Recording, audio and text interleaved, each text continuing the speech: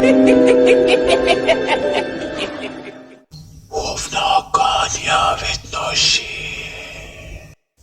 Video and updates کے لیے bell icon پر press کریں اور آل پر سیٹ کریں۔ شروع کرتے ہیں اللہ کے بابرکت نام سے جو بڑا مہربان اور نہایت رحم والا ہے۔ تمام تعریفیں میرے اللہ رب العزت کے لیے ہیں۔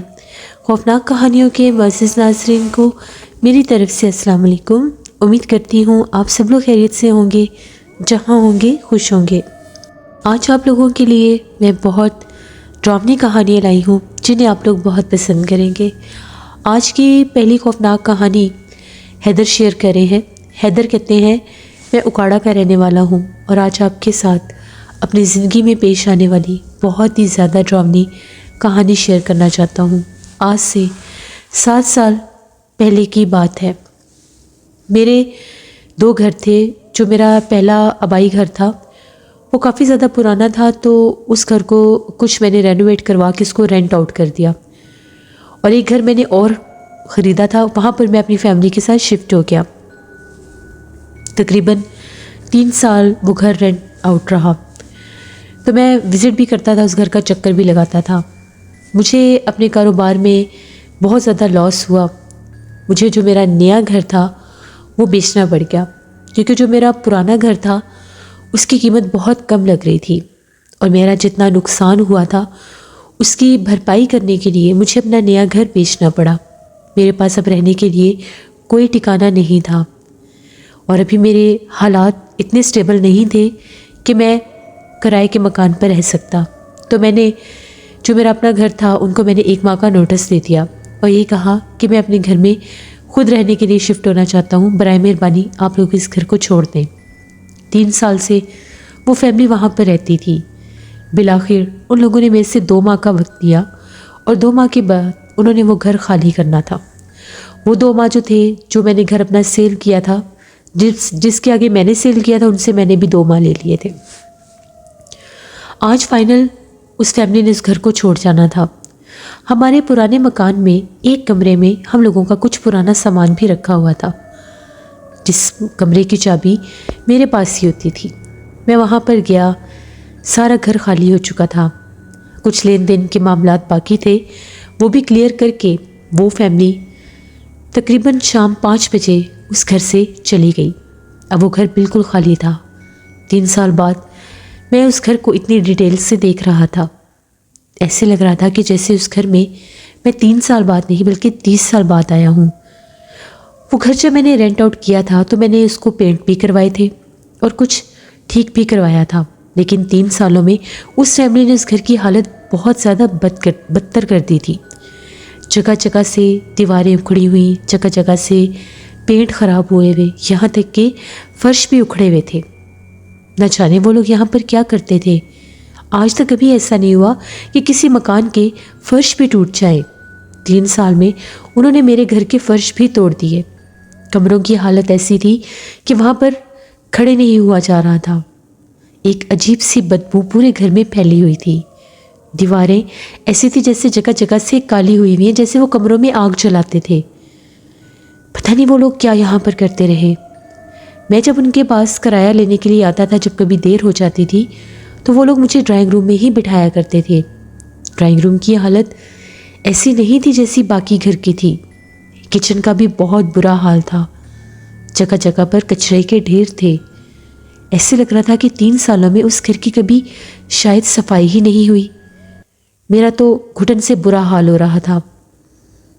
میرا اپنا گھر میرے اس کرایہ والے گھر سے دور تھا۔ شام بھی ہو چکی تھی اور سخت سردی بھی تھی، تو میں نے یہ سوچا کہ اوپر ہمارے کمرے میں جو ہمارا سامان رکھا ہے، آج رات وہیں پر گزار لیتا ہوں۔ وہاں پر ہم لوگوں کی کچھ پرانے صندوق تھے، 1-2 چارپائیاں تھیں اور کچھ بستر بھی تھے ان صندوقوں میں، جو ہمارے استعمال کے بھی نہیں تھے، کیونکہ نئے گھر میں شفٹ ہوتے وقت ہم لوگوں نے تقریباً سامان بھی کچھ نیا ہی لیا تھا۔ میں اوپر والے کمرے میں گیا۔ 3 سال بعد اس کا دروازہ کھولا۔ اندر بہت زیادہ حبس تھی، مٹی بھی تھی۔ 5-10 منٹ دروازہ کھول کر نیچے آ گیا۔ 7 بجے کا ٹائم تھا۔ گھر میں نے فون کر کے بتا دیا تھا کہ آج رات میں یہیں پر رکوں گا۔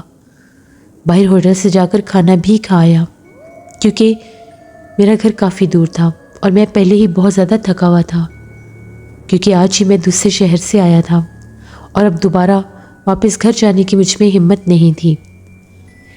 میں چھت پر گیا اور میں نے وہاں سے ایک چارپائی کو سیدھا کیا، ایک صندوق سے بستر نکالے اور بستر بچھا لیا اور وہاں پر لیٹ گیا۔ سردی بہت زیادہ تھی، لیکن اس کمرے میں کافی سکون تھا، کیونکہ وہ کمرہ سامان سے کافی حد تک بھرا ہوا تھا۔ کھڑکیوں کے آگے بھی ہم لوگوں نے صندوق اور ایک الماری رکھی ہوئی تھی، اس لیے وہاں سے بھی ٹھنڈی ہوا نہیں آ رہی تھی اور اس کمرے میں کوئی بھی روشن دان بھی نہیں تھا۔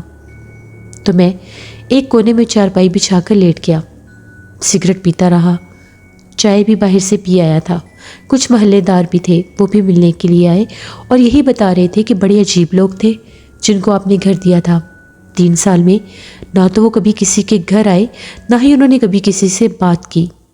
وہ تو ہم لوگوں میں ایسے رہ رہے تھے جیسے پتہ نہیں وہ مسلمان ہی نہیں ہے، یا ہمیں وہ اس قابل ہی نہیں سمجھتے تھے کہ کسی سے بات کی جائے۔ یہاں تک کہ کسی دن تہوار پر، کسی عید تہوار پر اگر ہم ان کے گھر کچھ دینے بھی جاتے تھے تو وہ منع کر دیتے تھے۔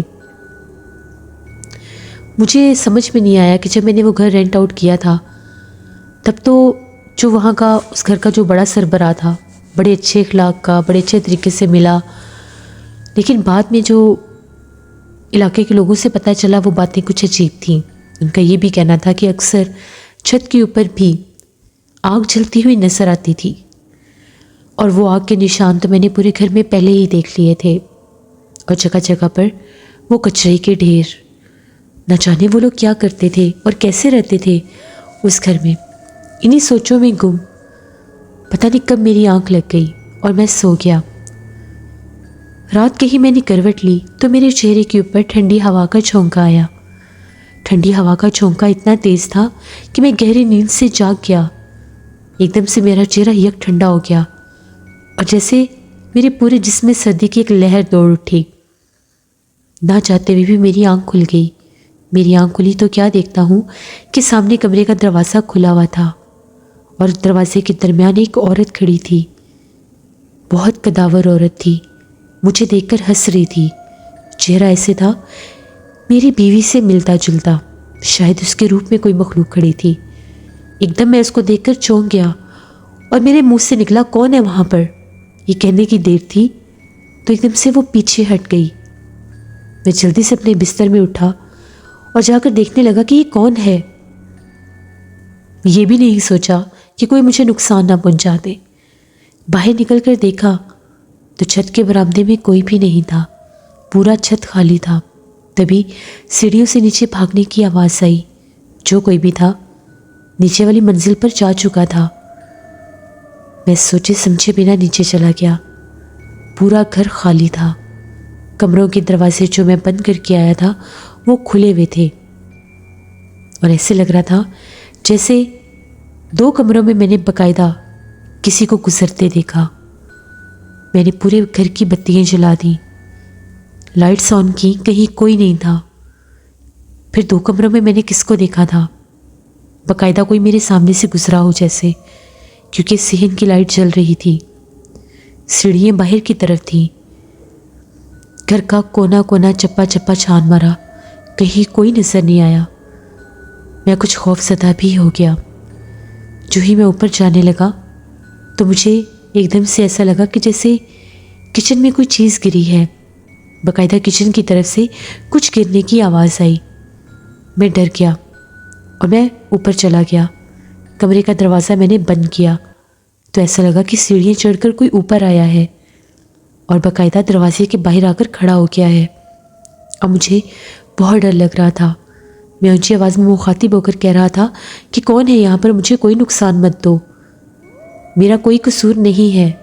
نہ جانے یہ لفظ میرے منہ سے کیوں نکل رہے تھے۔ میں بہت ڈرا ہوا تھا۔ میں نے آیت الکرسی پڑھنا شروع کر دی۔ ٹینشن میں نے سگریٹ پینا بھی شروع کر دی۔ ٹھنڈ تھی کہ بڑھتی ہی جا رہی تھی۔ اس کمرے میں تھوڑی دیر پہلے تو بہت سکون تھا، اب ایسا تھا جیسے کمرہ خالی ہو چکا ہے اور ہر طرف سے ٹھنڈی ہواؤں کے جھونکے اندر آ رہے ہیں۔ تبھی ایسی خوشبو مہکنے لگی کہ جس طرح سے کوئی تازہ کھانا بنا رہا ہو۔ تازے کھانے کی خوشبو، جیسے میرے سامنے کسی نے کھانا رکھا ہو۔ ایک دم سے باہر سے جیسے مجھے کسی کے دور جانے کی آہٹ محسوس ہوئی۔ مجھے ایسا لگ رہا تھا اگر میں یہاں پر تھوڑی دیر بھی اور رکا تو کہیں مجھے کوئی نقصان نہ ہو جائے، کہیں میرا ہارٹ فیلئر نہ ہو جائے۔ میں فوراً سے نکلا، ہمت کی، دروازہ بند کیا، اپنے موٹر سائیکل کی چابی اٹھائی اور سیڑھیوں سے اترتا ہوا تیزی سے نیچے آیا۔ تبھی ایک دم سے میں نے اسی عورت کو دیکھا۔ وہ سامنے کچن میں کھڑی تھی، اس کی میری طرف کمر تھی اور وہ کھانا بنا رہی تھی۔ وہ عورت کون تھی میں نہیں جانتا۔ جس کمرے میں نے پہلے کسی کو دیکھا تھا وہاں پر بھی میں نے ایک وجود کو کھڑے دیکھا۔ مجھے دیکھ کر وہ دروازے کے پیچھے ہو گیا۔ یہ منظر اتنا بھیانک، اتنا دہشت ناک تھا کہ نہ تو میں ان سے مخاطب ہو سکا اور نہ ہی وہاں پر رک سکا۔ سامنے گیٹ تھا، جان بچا کر باہر بھاگا، حواس باختہ ہو کر اپنا موٹر سائیکل باہر نکالا۔ اس وقت رات کے تقریباً 1:45 بجے کا ٹائم تھا۔ مجھے راستے میں چوکیدار نے بھی روکا لیکن میں نے اس کی بھی نہیں سنی۔ گھر پہنچا تو تقریباً 2:45 ہو چکے تھے۔ سردی سے بائک چلایا ہی نہیں جا رہا تھا۔ خوف کے مارے میرے دل کی دھڑکن بہت تیز تھی۔ جیسے گھر کی بیل بجائی، میرے بیٹے نے دروازہ کھولا۔ مجھے اس طرح سے دیکھ کر بہت پریشان ہو گیا اور پوچھنے لگا کہ ابو آپ اتنی رات کو واپس آئے ہیں، سب خیریت تو ہے؟ لیکن میری حالت دیکھ کر وہ سمجھ گیا تھا کہ خیریت نہیں ہے۔ اس نے میرے سے زیادہ سوالات نہیں کیے، اسی نے پکڑ کر موٹر سائیکل اندر کیا۔ میں کمرے میں آیا اور ایک دم سے بستر پر گرا اور بے ہوش ہو گیا۔ صبح کہیں جا کر مجھے ہوش آیا، سب میرے پاس موجود تھے، ڈاکٹر بھی تھا۔ ڈاکٹر نے یہ کہا کہ مجھے کوئی ڈیپ شاک آیا ہے۔ میں کچھ بولنے کے قابل ہوا تو میں نے ساری بات بتائی۔ سب بہت زیادہ ڈر گئے اور پریشان ہو گئے۔ ہمارے محلے میں لوگ بہت اچھے تھے، کافی اچھے تعلقات ہو گئے تھے، تو ہم سائے سے ہم لوگوں کے جب وہ آئے مجھے ملنے کے لیے لوگ، تو ان میں ایک صاحب تھے، اچھی سلام دعا تھی میری ان سے، تو انہوں نے یہ کہا کہ آپ کو اپنے گھر کا وزٹ کروانا چاہیے کسی صاحب علم سے، آپ مانیں یا نہ مانیں وہ گھر آسیب زدہ ہے، وہاں پر جنات کا بسیرا ہو چکا ہے۔ میری حالت ٹھیک ہوتی تو میں جاتا، 15 دن لگے مجھے ٹھیک ہونے میں۔ انہی نے مجھے بتایا، میں ایک صاحب علم کو لے کر اپنے گھر گیا۔ انہوں نے جب میرے پورے گھر کا وزٹ کیا تو ان کا یہ کہنا تھا کہ یہاں پر کالے جادو کے عملیات ہوتے رہے ہیں، یہ گندگی، یہ کچرا، یہ جگہ جگہ پر جلنے کے نشان، یہاں پر جو کوئی بھی رہتا تھا وہ کالے جادو کے چلے کرتا تھا، اور یہ سخت ناپاک قسم کے جنات ہیں اور یہ بہت زیادہ تعداد میں ہیں۔ وہ عورت کے روپ میں جس کو آپ نے دیکھا تھا وہ بھی ایک جنی ہی تھی، اس کا پورا گھر ہے یہاں پر، اگر آپ یہاں پر رہنے کی کوشش کریں گے تو وہ آپ کو نقصان دیں گے۔ جب تک آپ اس گھر کو پوری طرح سے ان جنات سے آزاد نہیں کروا لیتے۔ میں نے کہا کہ آپ میری مدد کریں۔ اس آدمی نے 6 ماہ لگائے، طرح طرح کے عملیات کیے، طرح طرح کے عملیات کروائی بھی، صدقے خیرات سے لے کر ہر قسم کا اتارا کیا گیا۔ 6 ماہ کے بعد اس گھر کو، پورے گھر کو میں نے 3 دن لگاتار اس کو صفائی کروائی، اس کو پینٹ کروایا، اس میں قرآن خوانی کروائی۔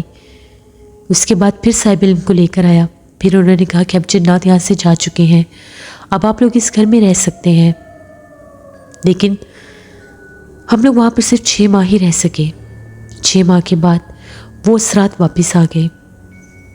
پھر ملتان سے ایک صاحب علم کو پتہ چلا، ان کو لے کر آیا تو ان کا یہ کہنا تھا کہ جو جگہ جگہ سے آپ کے گھر کے فرش اکھڑے ہوئے تھے وہاں پر جادو کے تعویذات دفن ہیں، عملیات کے تعویذات دفن ہیں، ان کو نہیں نکالا جا سکتا۔ یہ جنات اگر یہاں سے جائیں گے بھی تو کچھ عرصے کے لیے جائیں گے اور پھر واپس آ جائیں گے۔ بہتر یہی ہے کہ اس مکان کو چھوڑ دیں ورنہ جانے نقصان ہوگا، کیونکہ 6 ماہ کے بعد وہی پرسرار بھیانک چہرے والی عورت جو ایک جنی تھی اور وہ ایک مرد سرخ آنکھوں والا گھر کے مختلف حصوں میں چلتے پھرتے دکھائی دیتے تھے۔ یہاں تک کہ 2 سے 3 بار میرے بچوں نے بھی کچن میں اس عورت کو کھڑے دیکھا جو آدھی رات کو کچن میں کھڑی ہوتی تھی، اور وہ شخص بھی مختلف کمروں میں بیٹھا دکھائی دیتا تھا۔ خوف کے مارے ہم نے وہ گھر چھوڑ دیا۔ مجھے بھی کچھ کاروبار میں منافع ہو گیا تھا۔ پھر میں نے کچھ عرصہ رینٹ پر گزارا اور 2 سال پہلے اپنا ایک اور گھر بنایا۔ وہ گھر آج بھی بند ہے، وہاں پر کوئی بھی نہیں جا سکتا۔ جو بھی رہنے کی یا جانے کی کوشش کرتا ہے زیادہ سے زیادہ 3 دن یا 4 دن، اس کے بعد نہیں۔ اس کے بعد میں نے وہ گھر کبھی بھی رینٹ آؤٹ نہیں کیا۔ اس طرح سے بھی ہوتا ہے، میں نہیں جانتا تھا کہ میرے ساتھ ایسا ہوگا جو میرے اس گھر میں میرے ساتھ ہوا۔ اللہ ایسے لوگوں سے سب کو محفوظ رکھے، آمین۔ یہ میری ایک کہانی تھی جو میں نے آپ کے ساتھ شیئر کی۔ بہت شکریہ حیدر آپ کا۔ جس سے یہ تھی آج کی خوفناک کہانی۔ اپنا فیڈ بیک مجھے ضرور دیں، آپ لوگوں کو کیسی لگی۔ آپ لوگ بھی اپنی خوفناک کہانیاں شیئر کر سکتے ہیں ڈسکرپشن باکس میں دیے گئے ای میل آئی ڈی nushirmi57@gmail.com پر۔ اس کے علاوہ آپ لوگ مجھے کمنٹ باکس میں بھی سٹوری شیئر کر سکتے ہیں۔ میری کچھ طبیعت ٹھیک نہیں ہے، میرا گلا خراب ہے، اس سے میں ہارر سٹوریز اردو پر سٹوریز پوسٹ نہیں کر رہی۔ انشاءاللہ کل یا پرسوں وہاں پر بھی سٹوریز آئیں گی، تو جن لوگوں نے سٹوریز شیئر کی ہیں ان کی ضرور آن ایئر ہوں گی۔ اپنا بہت سا خیال رکھیے گا، اپنی ڈھیروں دعاؤں میں مجھے، میری فیملی، میرے پورے پاکستان کو یاد رکھیے گا۔ Thank you for listening my stories. Stay blessed. اللہ نگہبان۔